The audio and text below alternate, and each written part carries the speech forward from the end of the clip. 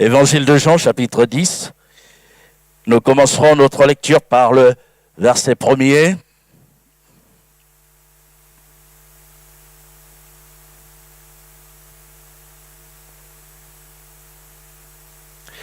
C'est Jésus qui prononce ces paroles et il dit « en vérité, je vous le dis, celui qui n'entre pas par la porte dans la bergerie, mais qui y monte par ailleurs, est un voleur et un brigand. Mais celui qui entre par la porte est le berger des brebis. Le portier lui ouvre, et les brebis entendent sa voix. Il appelle par leur nom les brebis qui lui appartiennent, et il les conduit dehors. Lorsqu'il a fait sortir toutes ses propres brebis, il marche devant elles. Et les brebis le suivent parce qu'elles connaissent sa voix.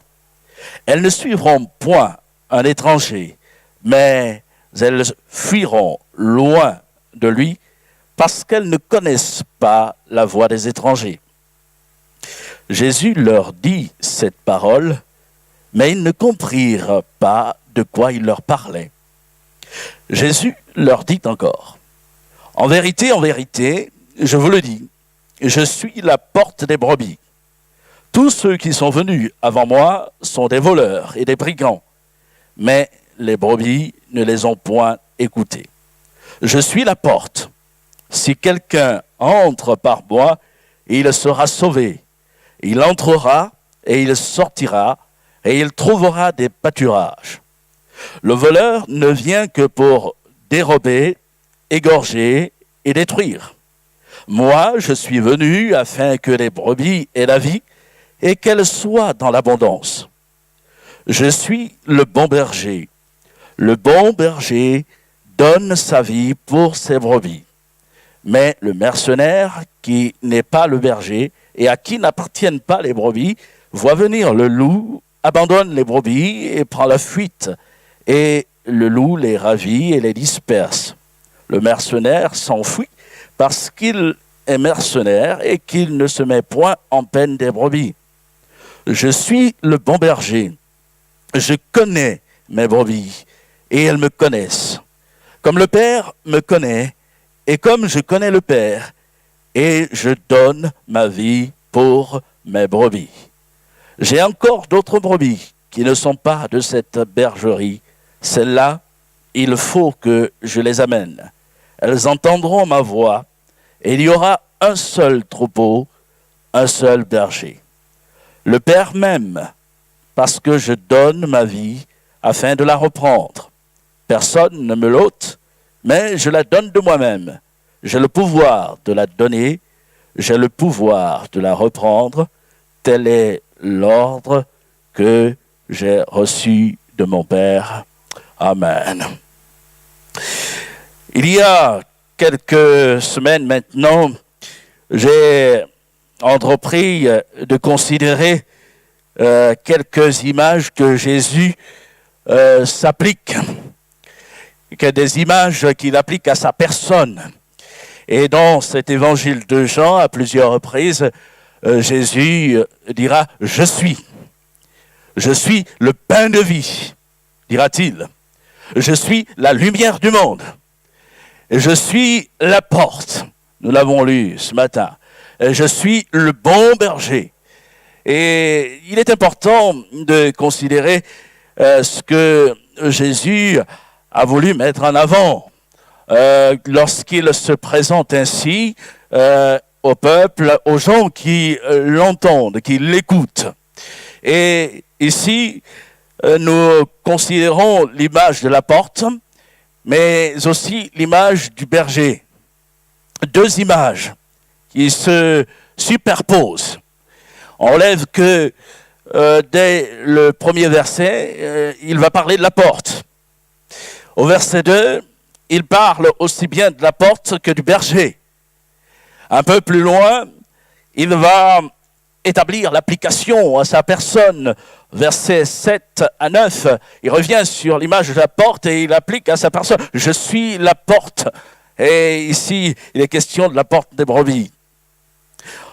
Et versets 11 à 14, et il revient sur l'image du berger, le bon berger qui donne sa vie pour ses brebis. Et il s'applique cette image du berger.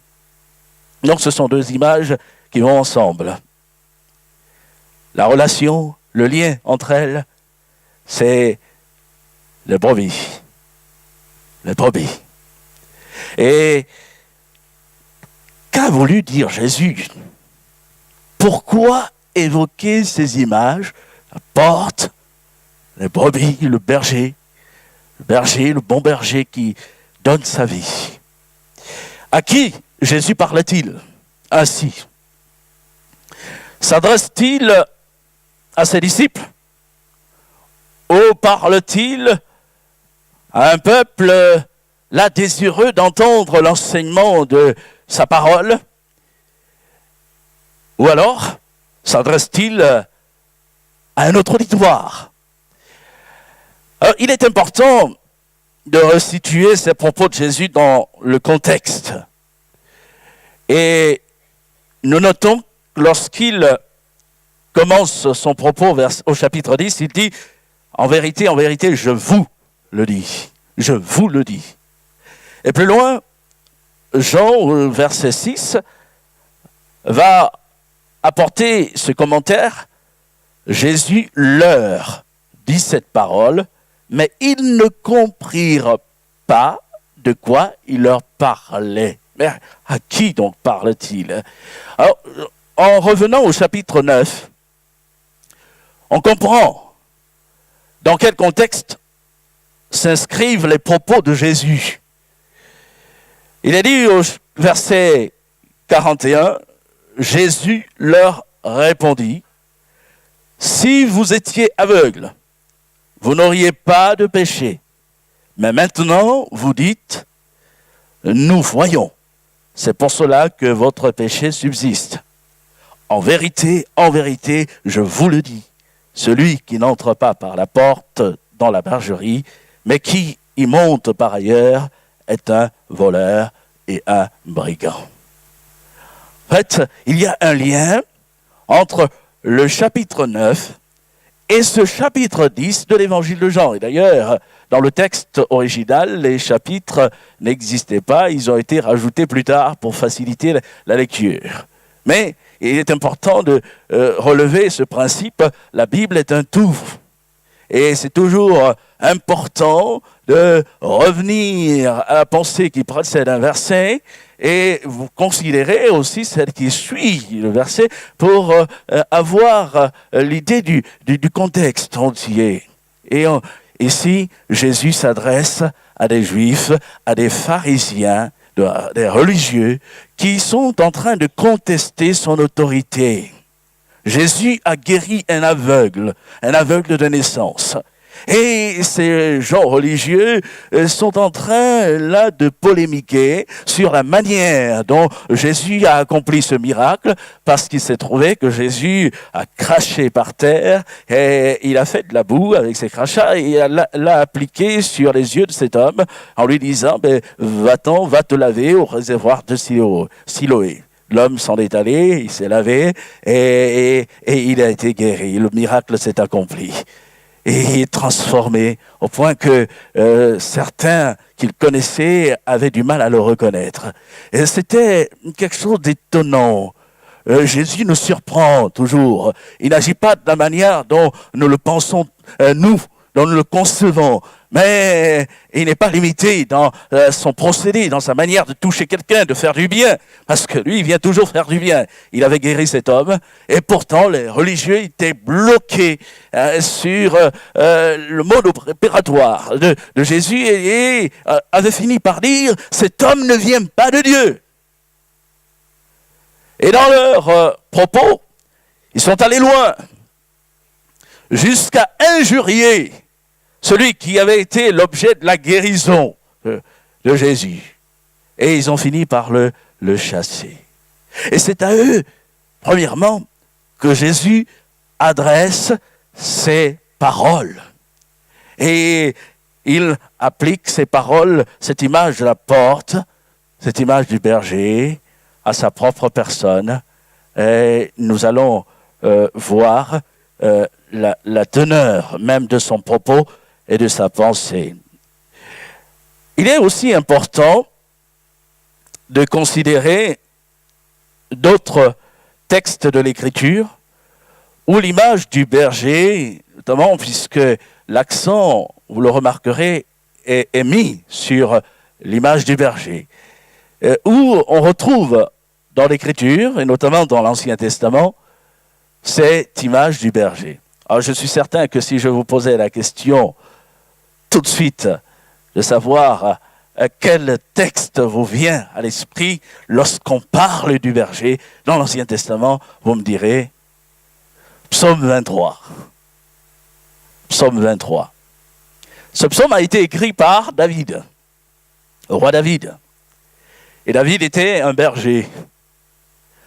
Et quand il adresse ce chant à Dieu, cette parole témoignant de la grandeur de Dieu pour lui, l'Éternel est mon berger, je ne manquerai de rien.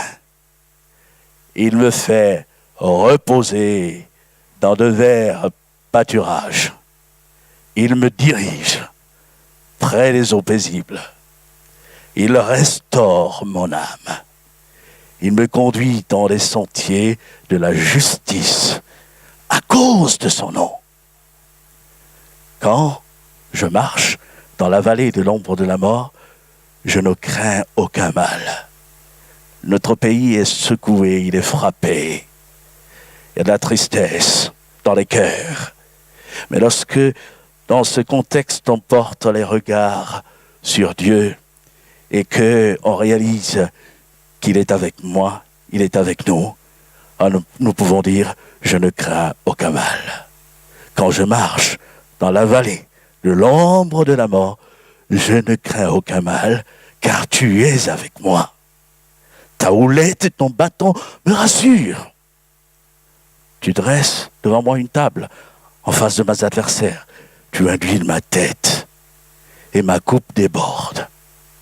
Oui, le bonheur et la grâce m'accompagneront tous les jours de ma vie. Pas un seul jour. Pas en quelques circonstances, quand tout va bien, mais tous les jours de ma vie. Et j'habiterai dans la maison de l'Éternel jusqu'à la fin de mes jours. Que ces paroles, rien que de les prononcer ensemble ce matin, nous voyons la teneur, la profondeur de cette pensée développée par David et l'expression de sa confiance en Dieu, et que ces paroles soient pour nous une consolation ce matin. Et un encouragement à chacun afin que nous portions nos regards sur la personne du Seigneur. David était berger, disais-je, et en écrivant ces paroles à la gloire de Dieu, il savait de quoi il parlait. Et lui s'est occupé de brebis et il a même exposé sa vie pour épargner celle de son troupeau et pour protéger face à un lion, face à un ours.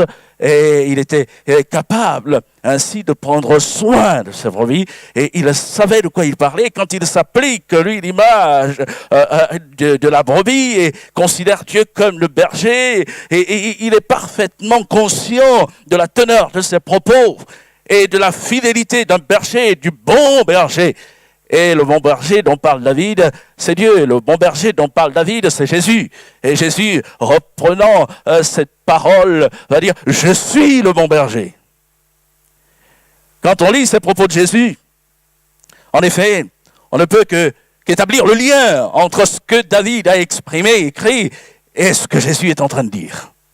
Mais il y a d'autres textes dans l'Écriture qui parlent de berger, qui emploient cette image. Dans le livre du prophète Ézéchiel, au chapitre 34, Dieu va reprendre les responsables du peuple et il leur appliquera cette image de berger, de pasteur. Lisons quelques versets. On ne lira pas l'intégralité du chapitre ce matin, car la lecture serait longue. Mais écoutons ce que le prophète dit de la part de Dieu. La parole de l'Éternel me fut adressée en ces mots. Fils de l'homme, prophétise contre les pasteurs d'Israël. Prophétise et dis-leur aux pasteurs. Ainsi parle le Seigneur l'Éternel. Malheur aux pasteurs d'Israël qui se paissent eux-mêmes. Les pasteurs ne devaient-ils pas paître le troupeau? Vous avez mangé la graisse, vous vous êtes vêtus avec la laine, vous avez tué ce qui était gras, vous n'avez point fait paître les brebis. Vous n'avez pas fortifié celle qui était faible, guéri celle qui était malade, pansé celle qui était blessée. Vous n'avez pas ramené celle qui s'était égarée, cherché celle qui était perdue, mais vous les avez dominées avec violence et avec dureté. Elles se sont dispersées parce qu'elles n'avaient point de pasteur. Elles sont devenues la proie de toutes les bêtes des champs. Elles se sont dispersées. Mon troupeau est errant sur toutes les montagnes et sur toutes les collines élevées. Mon troupeau est dispersé sur toute la face du pays. Nul n'en prend souci, nul ne le cherche. Plus loin, verset 11, il sera dit, car ainsi parle le Seigneur l'Éternel, voici, j'aurai soin moi-même de mes brebis, et j'en ferai la revue. Comme un pasteur inspecte son troupeau quand il est au milieu de ses brebis éparses, ainsi je ferai la revue de mes brebis, et je les recueillerai de tous les lieux où elles ont été dispersées, au jour des nuages et de l'obscurité. Verset 14, je les ferai paître dans un bon pâturage, et leur demeure sera sur les montagnes élevées d'Israël. Là, elles reposeront dans un agréable asile, et elles auront de gras pâturages sur les montagnes d'Israël. Verset 23, j'établirai sur elles un seul pasteur qui les fera paître, mon serviteur David. Il les fera paître, il sera leur pasteur.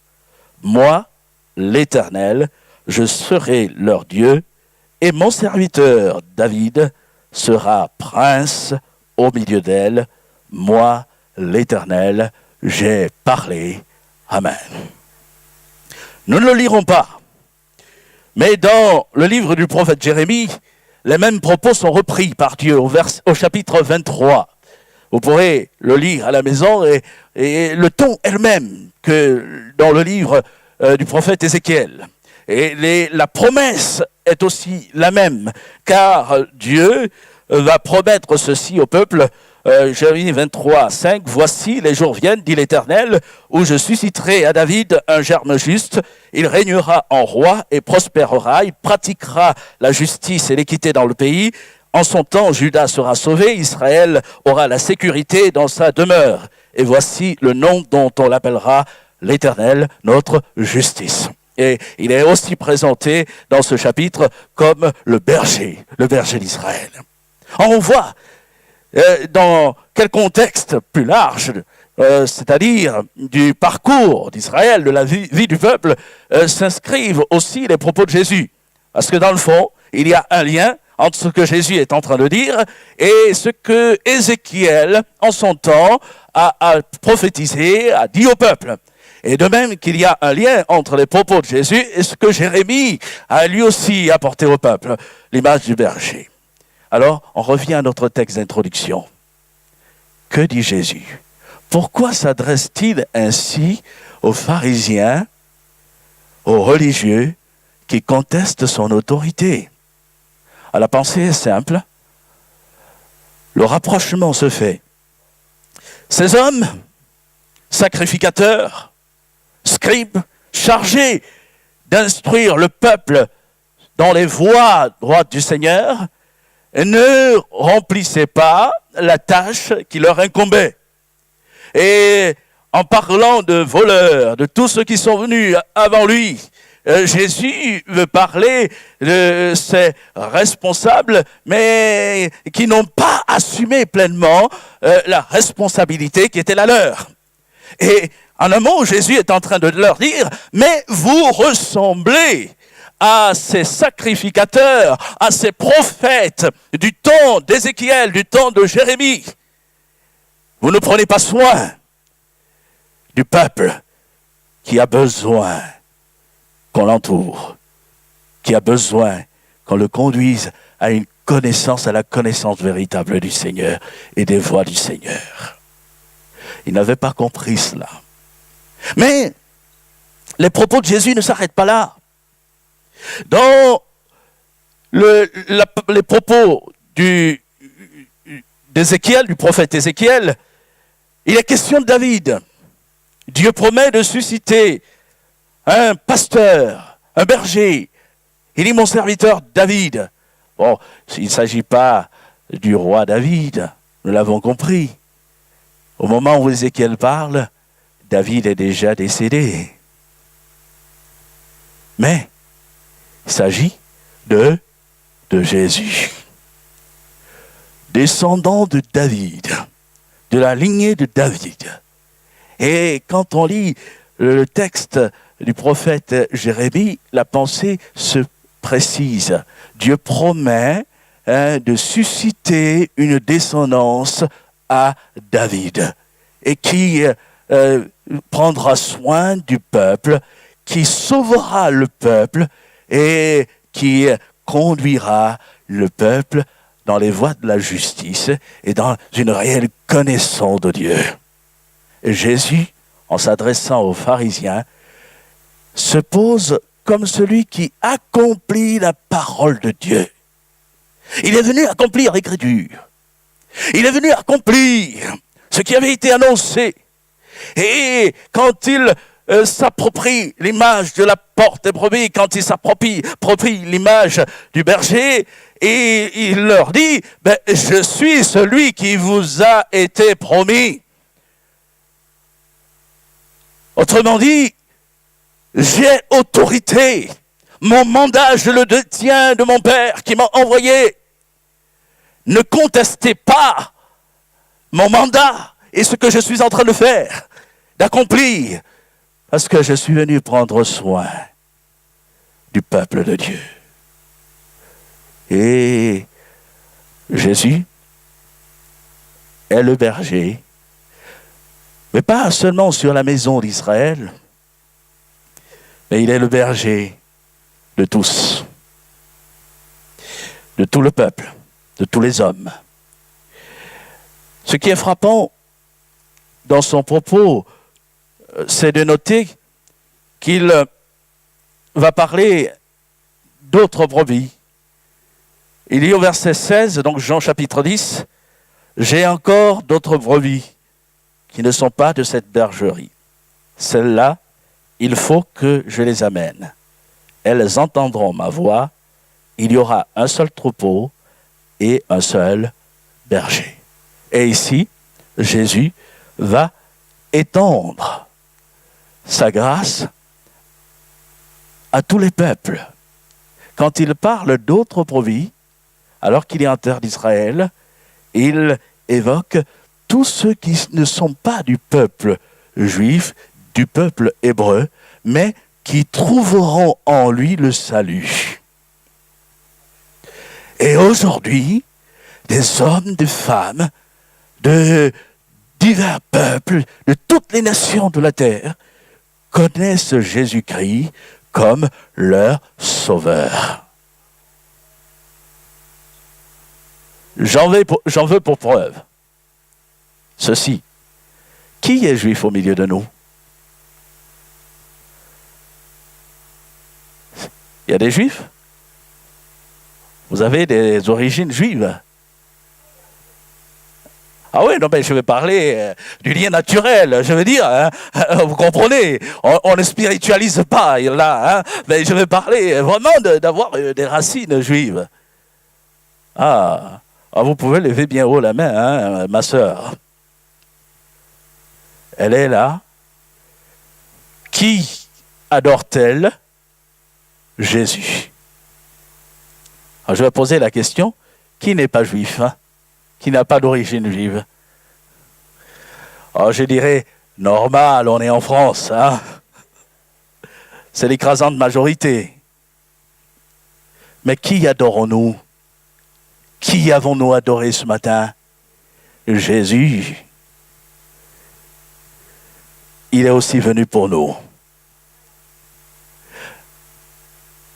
À telle enseigne qu'aujourd'hui, des juifs et des non-juifs peuvent se retrouver autour de sa personne pour le glorifier. Je suis la porte. Si quelqu'un entre par moi, il sera sauvé. Et Jésus nous accorde le salut en sa personne. Et nous pouvons ce matin, dans un acte de reconnaissance, par la foi, nous approprier sa grâce et sa bonté. Il est le bon berger, celui qui prend soin. Je disais que je n'allais pas m'étendre et je n'allais pas apporter l'intégralité de la pensée parce que je tiens vraiment à ce que nous prenions du temps dans la prière.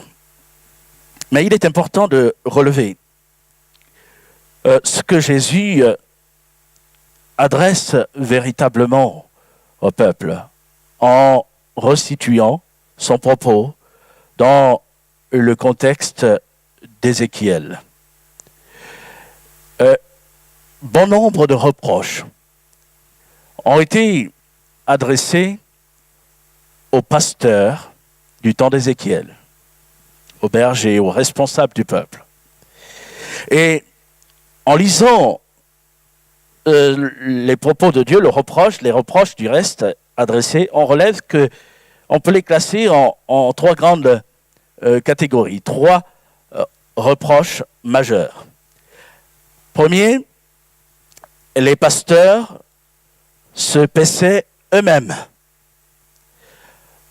Chapitre 34, donc à la fin du verset 2, Dieu dit « Malheur aux pasteurs d'Israël qui se paissent eux-mêmes. » Les pasteurs ne devaient-ils pas paître le troupeau?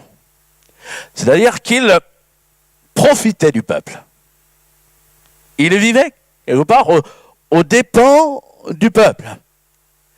Et ils prenaient ce qui appartenait au peuple, tout pour eux, centré sur eux-mêmes, leur personne, et en retour, ils n'apportaient rien.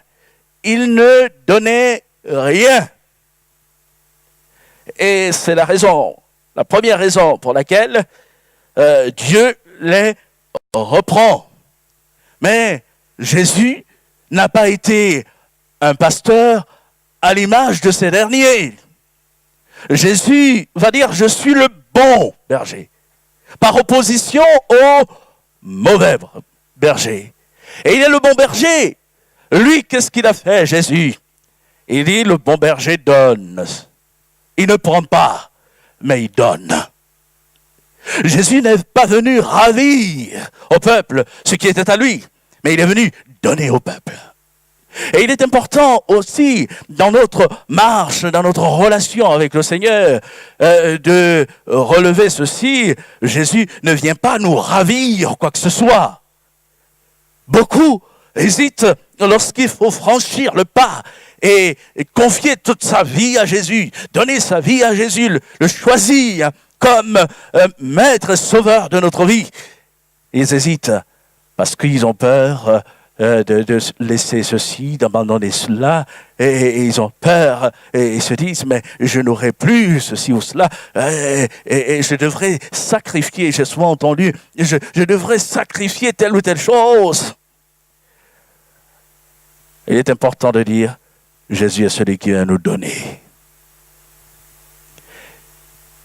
Il ne ravit pas, mais il donne. En l'occurrence, ici, il est question de sa propre vie. Jésus a donné sa propre vie. Il a été élevé sur un bois. Il est mort sur une croix. Et quand il dit, le bon berger donne sa vie, et il fait référence à cela, à ce qu'il allait accomplir. Il est en train de leur dire, je vais être élevé sur un bois, je suis venu pour cela.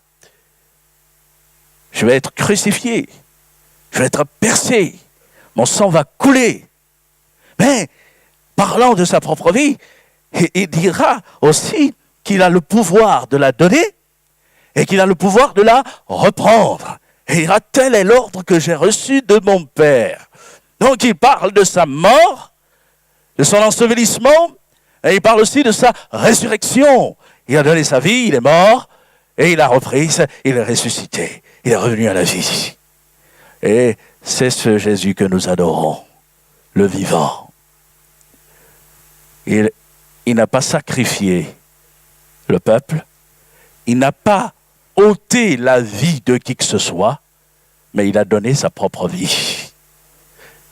Et il nous donne sa vie. Et ce matin encore, dans notre relation avec le Seigneur, nous voulons apprécier la grâce de celui qui a donné sa vie pour nous. Et quand tout autour de nous est vacillant, et nous voulons nous souvenir de jusqu'où le Seigneur est allé. Il est allé jusqu'à la mort pour nous, par amour pour nous. Et je ne vais pas hésiter de lui confier ma vie, de tout lui remettre. Je vais le faire avec confiance. Bien évidemment, en donnant ma vie au Seigneur, il changera les dispositions de mon cœur. Et il y a bien des choses que je pratique maintenant, que je ne vais plus pratiquer, parce que je mesurerai que ce que le Seigneur apporte à ma vie est bien plus que ce à quoi je m'attache. Et je n'aurai qu'un désir, celui de lui plaire et de garder cette communion avec lui. Mais je le ferai avec joie. Le jour où Jésus-Christ a touché mon cœur, où j'ai compris ces choses, alors que j'avais personnellement hésité depuis plus d'un an, le Seigneur m'appelait à lui. Je disais, mais je ne vais plus sortir avec mes copains, je ne vais plus faire ceci, je ne vais plus faire cela. Mais quand j'ai dit oui à Jésus, enfin, et que sa grâce a rempli mon cœur, je me suis dit, mais qu'est-ce que tu as été bête. Si je savais, j'aurais fait cette démarche avant, je lui aurais remis ma vie avant. Ouais, Jésus ne vient pas nous prendre, mais il vient nous donner. Il vient combler notre cœur, il vient combler notre vie. Et cher ami, si tu hésites, alors que ce matin, tu puisses prendre enfin la décision de tout lui apporter, ta vie. Il veut la transformer. Les bergers d'Israël, le temps d'Ézéchiel, ont été reprochés de ne pas prendre soin du troupeau, du peuple, du reste. Il est question de blessés, il est question de malades, question de faibles, gens qui étaient faibles et qui avaient besoin de soins, mais qui n'ont pas été entourés. Au contraire, ils ont été traités avec dureté. On va y revenir. Mais Jésus n'est pas venu avec dureté. Jésus est venu panser les blessures. Il est venu relever le faible. Il est venu entourer le pauvre. Il est venu guérir celui qui était malade. Et il y avait une preuve sous leurs yeux. Cet homme aveugle de naissance avait été guéri par Jésus sous leurs yeux. Et pourtant, les pharisiens ne pouvaient même pas se réjouir à la vue du bien que Jésus avait fait à cet homme. Leur cœur était dur, était fermé. Mais lui, qui est venu prendre soin de celui qui est blessé, celui qui est malade, était là pour consoler, était là pour guérir. Et quand il dit « Je suis le bon berger », ses propos ont aussi cette teneur. Je ne viens pas blesser. Je ne viens pas rejeter. Je ne viens pas chasser. Mais je viens guérir. Je viens consoler. Et je viens apporter la vie. Et ce matin, je voudrais nous encourager encore à placer toute notre confiance sur sa personne, celui qui s'est présenté comme le berger qui guérit. Et peut-être quelqu'un se trouve faible, là, dans une période difficile, et se dit, mais Seigneur, je n'y arriverai pas. On peut regarder à celui qui est venu fortifier le faible. Celui qui est venu encourager, relever. Quelqu'un malade, marqué dans son corps, peut-être aussi dans son cœur, et a besoin de guérison, blessé, a besoin d'être pensé, que les plaies soient pensées. Ce matin encore, on peut venir à lui, Jésus, celui qui est le bon berger. Il sait nous comprendre et il nous connaît parfaitement. Et il sait parfaitement ce qu'il y a au plus profond de nous-mêmes. Aucun homme ne pourra agir comme lui. Aucun pasteur. J'en suis un. Mais je n'aurai pas la prétention de vous dire, venez à moi, je vous guérirai. Un seul est le berger, le bon berger. Et c'est à lui qu'on peut tout apporter, on peut lui confier nos peines, nos douleurs, nos blessures. Et il y en a des blessures dans la marche, dans la vie. Et on parlait tout à l'heure de ceux qui sont blessés, qui pleurent. Chacun peut se tourner vers lui et trouver en lui la guérison, la consolation, le relèvement. C'est lui qui restaure l'âme et qui accorde la vie à l'âme. Puis, il est important de préciser aussi que le reproche suivant a été adressé au berger de l'époque d'Ézéchiel. Il dominait avec violence et dureté. Il prenait ce qui était au peuple, il vivait quelque part aux dépens du peuple. Il ne faisait pas ce qu'il devait faire, il manquait à leur devoir, s'occuper du peuple, prendre soin du peuple. Mais encore, il faisait preuve de dureté envers le peuple, dominait le peuple. Et Jésus n'est pas venu dominer. Il n'est pas venu avec dureté. La conséquence, au temps d'Ézéchiel, c'est que le peuple était dispersé. C'est-à-dire, alors qu'il devait se retrouver, se réunir autour de la personne de Dieu pour célébrer son Dieu et l'adorer, comme nous le faisons ce matin, glorifier Dieu ensemble, ce peuple ne pouvait pas célébrer le culte de cette manière et glorifier son Dieu, l'adorer, le Dieu véritable, dispersé. Mais Jésus est venu rassembler. Il n'est pas venu disperser, il n'est pas venu égarer, mais il est venu attirer, réunir. Et dans son propos, il y a cette parole, en l'appliquant au berger, il appelle par leur nom les brebis qui lui appartiennent. Il appelle par leur nom. Et parlant de cela, j'ai ce souvenir, il y a quelques années, on est dans une période estivale, c'était la même période, nous étions avec des ados en Corse pour un camp et on est allé faire un bivouac sur les hauts plateaux, au-dessus d'Île-Rousse, pour ceux qui connaissent. Et on y a passé la nuit à la belle étoile. C'était sympathique pour chacun, hein, pour les ados, mais aussi pour les moniteurs. Et seulement, on a été réveillés très tôt le matin par quelqu'un qui poussait des cris un peu étranges. Alors, je ne vais pas l'imiter, mais ça n'avait pour nous aucun sens.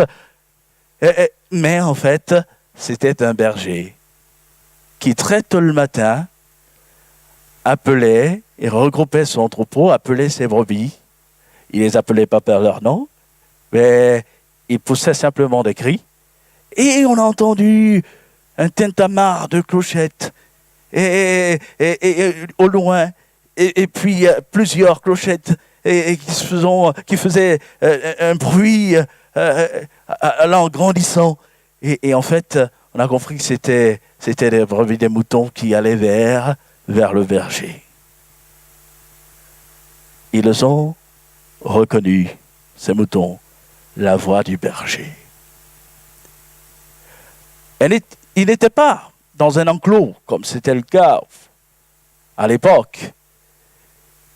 Ils ont dormi dehors, ici et là, mais à la voix du berger, le troupeau s'est retrouvé, s'est regroupé autour de sa personne pour être conduit vers des pâturages.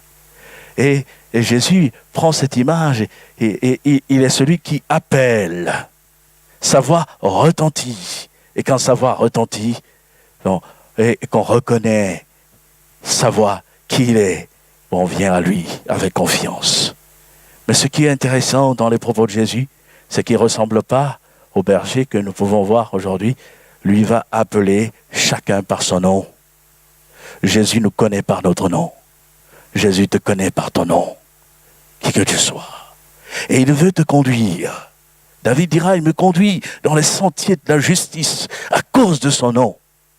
Si j'ai besoin d'une orientation, j'ai besoin de faire un choix, et je ne sais pas quelle voie suivre, que décider, mais je peux encore me tourner vers lui, et il saura me guider, il saura me conduire.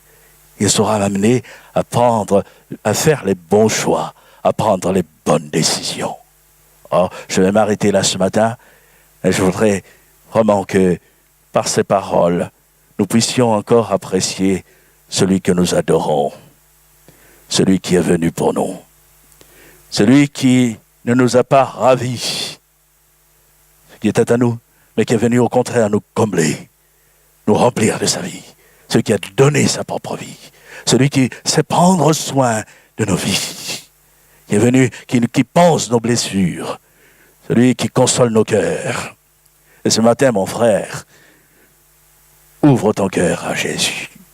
Reviens à lui simplement, dis-lui toute ta peine et permets-lui de poser sa main sur ton cœur, afin qu'elle, là, cette blessure, cette confusion qu'il y a dans ton esprit, alors que tu es prêt à tout abandonner, comme on dit, à claquer la porte.